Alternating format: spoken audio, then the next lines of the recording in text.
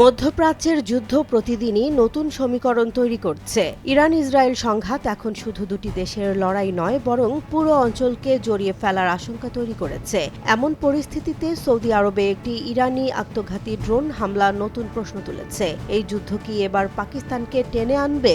কারণ মাত্র কয়েক মাস আগেই সৌদি আরব ও পাকিস্তান একটি প্রতিরক্ষা চুক্তি সই করেছে। সেই চুক্তির বাস্তব প্রয়োগ এখন আন্তর্জাতিক রাজনীতির বড় আলোচনায়।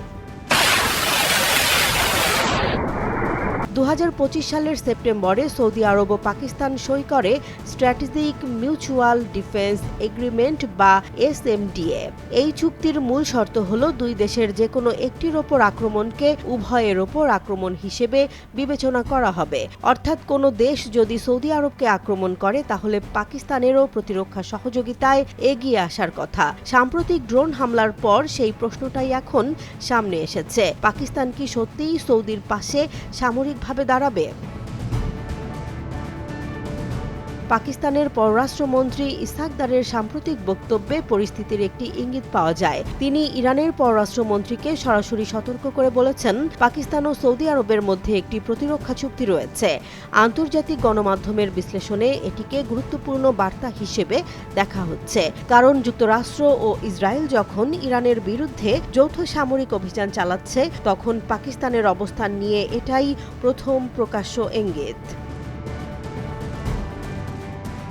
তবে সবচেয়ে বড় বিতর্ক তৈরি হয়েছে SMDA চুক্তির আরেকটি সম্ভাব্য দিক নিয়ে। বিশ্লেষকদের একাংশের মতে এই চুক্তি কি পাকিস্তানের পারমাণবিক প্রতিরক্ষা ছাতার আওতায় সৌদি আরবকে নিয়ে এসেছে? পাকিস্তান মুসলিম বিশ্বের একমাত্র স্বীকৃত পারমাণবিক শক্তিধর দেশ। ফলে যদি এমন কোনো নিরাপত্তা নিশ্চয়তা থেকে থাকে, তাহলে মধ্যপ্রাচ্যের শক্তির ভারসাম্যে এটি বড় পরিবর্তন আনতে পারে।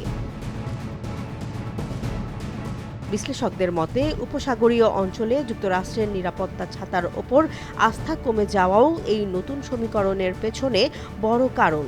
বিশেষ করে 2025 সালে কাতার ও দোহায় ইসরায়েলি বিমান হামলার পর অঞ্চলটির নিরাপত্তা কাঠামো নিয়ে নতুন করে ভাবতে শুরু করেছে সৌদি আরব। তখনই তারা বিকল্প নিরাপত্তা অংশীদার খুঁজতে শুরু করে এবং পাকিস্তানের সঙ্গে প্রতিরক্ষা সহযোগিতা জোরদার হয়। তবে বাস্তবতা হলো, পাকিস্তান সরাসরি মধ্যপ্রাচ্যের যুদ্ধে জড়িয়ে পড়বে এমন সম্ভাবনা এখনও তুলনামূলকভাবে কম বলেই মনে করছেন বিশ্লেষকরা। কারণ ইরানের সঙ্গে পাকিস্তানের সীমান্ত ও কৌশলগত সম্পর্ক রয়েছে। ফলে সরাসরি সামরিক সংঘাতে জড়িয়ে পড়া ইসলামাবাদের জন্য বড় ঝুঁকি তৈরি করতে পারে। তাই পাকিস্তান হয়তো সামরিক নয়, বরং কূটনৈতিক ও রাজনৈতিক সমর্থনের পথ বেছে নিতে পারে।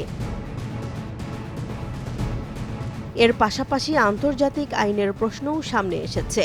সমালোচকদের মতে, যদি কোনোভাবে পারমাণবিক প্রতিরক্ষা ছাতা বিস্তারের ইঙ্গিত থাকে, তাহলে তা নিউক্লিয়ার নন প্রলিফারেশন ট্রিটি বা NPT এবং পারমাণবিক অস্ত্র নিষিদ্ধকরণ চুক্তি TPNW এই দুই আন্তর্জাতিক কাঠামোর জন্য নতুন চ্যালেঞ্জ তৈরি করতে পারে। সব মিলিয়ে ইরান ইসরায়েল যুদ্ধ শুধু মধ্যপ্রাচ্যের ভৌগোলিক সীমানায় সীমাবদ্ধ নেই। এটি ধীরে ধীরে নতুন নতুন শক্তিকে এই সংঘাতের সমীকরণে টেনে আনছে। পাকিস্তান সরাসরি যুদ্ধে নামবে কিনা সেটি এখন অনিশ্চিত। তবে সৌদি আরবের সঙ্গে প্রতিরক্ষা চুক্তি এবং পারমাণবিক ছাতার বিতর্ক ভবিষ্যতের ভূ রাজনীতিতে নতুন প্রশ্ন তৈরি করেছে। জেসমিন জাহান, নিউজ ডেস্ক, জনবাণী।